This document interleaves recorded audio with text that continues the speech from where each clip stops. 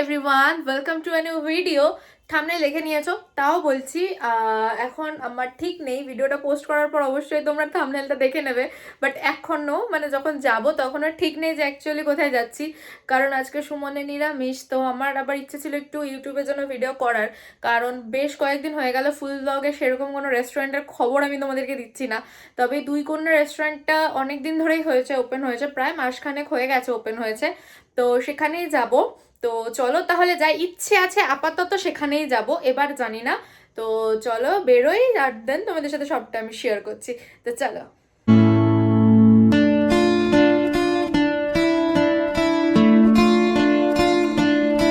দেখো বাড়ি থেকে বেরিয়ে পড়েছি, আর এক্সপ্রেস ওয়ে ধরে যাচ্ছি জাগলি, তারপরে কল্যাণী মোড় হয়ে যাবো রেস্টুরেন্টেতে। চলো গিয়ে তোমাদের সাথে শেয়ার করছি। তো আমরা এখন চলে এসেছি দুই কন্যাতে, যেটা হরিণঘাটাতে রয়েছে। এক্স্যাক্ট লোকেশনটা আমি তোমাদের সাথে বাড়ি গিয়ে শেয়ার করবো। তো চলো এখন ভেতরে যাই, ভেতরে গিয়ে ফুল অ্যাম্বিয়েন্সটা তোমাদের সাথে শেয়ার করি। আর অবশ্যই খাওয়া দাওয়া তো শেয়ার করবোই। তো চলো যাই আগে, তারপরে শেয়ার করছি। রেস্টুরেন্টটার লোকেশনটা অ্যাকচুয়ালি বিরোহিতে, তো লাস্টে আমি তোমাদের সাথে শেয়ার করে দেবো। এটা অবশ্যই একটা ফ্যামিলি রেস্টুরেন্ট, আর অনেকটা বড় জায়গা নিয়ে এটা তৈরি। এই দেখো ভেতরে ঢুকলেই তোমরা দেখতে পাবে বন্দে ভারত ট্রেনটা যেটা রয়েছে। আর এই ট্রেনটাই কিন্তু এখানকার মেন অ্যাট্রাকশন। আর এখানে বাইরে তোমরা একটা জুসের কাউন্টার পেয়ে যাবে, আর একটা মিওয়ামোরেরও কাউন্টার রয়েছে। তোমরা চাইলে এই বাইরে বসেও কিন্তু টুকটাক খাওয়া দাওয়া, স্ন্যাক্স, চা কফি করতেই পারো। আর এখানে দেখো লিভিং এরিয়াটা অনেকটা স্পেস রয়েছে, তোমরা বসার জন্য, হেলমেট রাখার জন্য অনেকটা স্পেস পাবে। চলো, আমি যেহেতু ট্রেনটার মধ্যে বসে ডিনার করবো বলে এসেছি, তাই এবার ট্রেনেই উঠে পড়ি, আর ট্রেনের অ্যাম্বিয়েন্সটা তোমাদের সাথে শেয়ার করি। দেখো ট্রেনের মধ্যে কিন্তু সেরকম কিছুই নেই, একটা নর্মাল ট্রেন যেরকম হয় সিট থাকে সেরকমই রয়েছে, একটা ট্রেনের বগির মতন। আর এখানে সেরকম কোনো ডেকোরেশনও নেই, বাট ওই একটুখানি অ্যাস্থেটিক লাগছে দেখতে, এটাই। আর আমি তো এসে প্রথমে মেনুতে চোখ বুলাতে শুরু করলাম। আর আজকে জানো তো আমি একা খাবো, সুমনের আজকে আবার নিরামিষ, ও আজকে খাবে না। তাই জন্য ভাবছি একা খাওয়ার জন্য কি নেওয়া যায়। তো আমি যতক্ষণে ভাবি ততক্ষণে তোমরা একটু মেনুটাও দেখে নাও। আমি হয়তো সব মেনু তোমাদের সাথে শেয়ার করতে পারবো না, কারণ জানো তো অনেকগুলো মেনু রয়েছে এখানে। কিন্তু এই যে আমি তোমাদের বাঙালি ভুরি ভোজে থালিটা ভালো করে শেয়ার করে দিলাম। আর এখানে থালির প্রাইসও কিন্তু বেশ কম। আর দেখছিলাম ডিম থেকে শুরু করে সব কিছু এখানে পাওয়া যাচ্ছে। তা তোমরা মেনুটা দেখে নাও। তো এখানে অর্ডার করেছি বিরিয়ানি আর একটা ব্রাউনি উইথ আইসক্রিম সিজলার যেটা, সেটা। তো আমি একাই খাবো, সুমন আজকে খাবে না, কারণ ওর আজকে পুজো, তাই জন্য। তো সেই জন্য বিরিয়ানি অর্ডার করেছি, নাহলে অনেক কিছু অর্ডার করা যেত। তো দেখি আসুক, তারপরে তোমাদের সাথে সবটা শেয়ার করবো।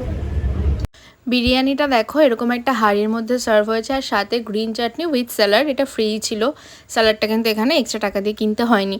তো আমি ওনাকে বললাম বিরিয়ানিটা যেন একটু সার্ভ করে দেয়, যেহেতু আমি একাই খাবো, আর আমার সত্যি কথা বলতে সার্ভ করে নিতে একদম ভালো লাগে না। সুমন যদি খেতে তবে আমরা দুজনে ভাগ করে নিতাম, বাট যেহেতু একা খাচ্ছি তাই জন্য সার্ভ করে নিতে বললাম। আর পুরো রাইসটা আমাকে দিতে বারণ করলাম, কারণ এতটা রাইস আমি একা খেতে পারবো না, আমি পার্সেল করিয়ে নিয়ে যাবো, তাই জন্য। দেখো চিকেনের পিসটা দেখে আমি জাস্ট অবাক। আমি সাথে সাথে দাদাটাকে বললাম যে দাদা এত বড় চিকেনের পিস দিয়েছো, কোথা থেকে পেলে এই চিকেনের পিস তোমরা? মানে পুরো হাঁড়িটা ভর্তি চিকেনের পিসটাই বোধহয় ছিল। তো যাই হোক, এখান থেকে আমি তোমাদের সাথে শেয়ার করছি। দেখো মানে আমার একটা হাতেও আসছে না, এত বড় চিকেনের পিস। আর এটার প্রাইস নিয়েছিল হচ্ছে 270, বিরিয়ানিটার প্রাইস নিয়েছিল। রাইসের কোয়ান্টিটি মোটামুটি ভালোই ছিল। চলো এবার খেয়ে তোমাদেরকে বলি। আর সত্যি কথা বলতে বিরিয়ানি আমার খুব একটা ফেভারিট ফুড নয়, আমি রুটি বা অন্য টাইপের রাইসই প্রেফার করি। বাট এখানে দেখলাম চিকেনগুলো না রয়েছে 8 পিস 6 পিস করে, তো একা খাওয়ার জন্য ওই জন্য ভাবলাম বিরিয়ানিটাই নিয়ে নিই। তবে খেতে কিন্তু আমার বেশ ভালো লেগেছে। এরপরে অর্ডার করেছিলাম সিজলার ব্রাউনি উইথ আইসক্রিম। এটার সাউন্ডটা তোমরা একটু শোনো, তারপরে বাকি কথাটা বলছি।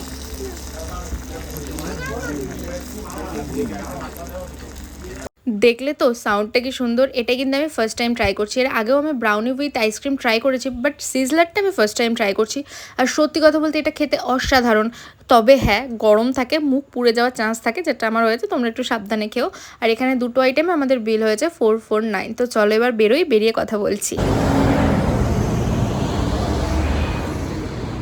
তো এখানে আমাদের খাওয়া দাওয়া ডান, এখন যাব বাড়ির দিকে। তো চলো যাই, আর বাড়ি গিয়ে তোমাদের সাথে আমি লোকেশনটা এক্স্যাক্টলি সেটা শেয়ার করছি। আর আর যদি হয় তো গুগল ম্যাপটা আমি দিয়ে দেবো। তো চলো ব্যাক টু হোম, বাড়ি চলে এসেছি।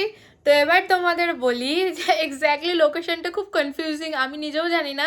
ওটা হচ্ছে জাগুলি যে নতুন একটা এক্সপ্রেস ওয়ে হয়েছে না কল্যাণী, ওই এক্সপ্রেস ওয়ে দিয়ে পুরো নেমে সিধা এসছি ফ্লিপকার্টের যেটা হাবটা আছে হরিণঘাটে, ফ্লিপকার্টের হাবের কিছুটা এগিয়ে গেলে এই দুই কোণা রেস্টুরেন্টটা। আগে লোকেশনটা তোমাদের সাথে শেয়ার করলাম।